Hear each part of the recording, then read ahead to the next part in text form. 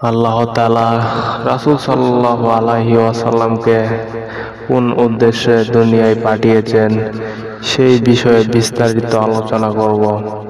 সেই ব্যাপক ও বিস্তৃত মর্ম উদ্ধারের পূর্বে আমাদেরকে বুঝে নিতে হবে যে কুরআনুল কারীমের কমপক্ষে 4 জায়গায় রাসূল সাল্লাল্লাহু আলাইহি ওয়াসাল্লামের দায়িত্ব কর্তব্য সম্পর্কে আলোকপাত করা হয়েছে।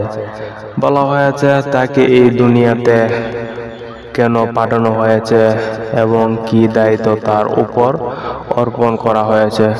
যেমন সূরা বাকারায় আল্লাহ তাআলা বলেছেন, রাসূল সাল্লাল্লাহু আলাইহি ওয়াসাল্লামকে 4টি দায়িত্ব পালনের জন্য দুনিয়াতে পাঠানো হয়েছে। প্রথম দায়িত্ব হলো তিনি মানুষের সামনে আল্লাহ তাআলার আয়াতসমূহ তেলাওয়াত করে শোনাবেন।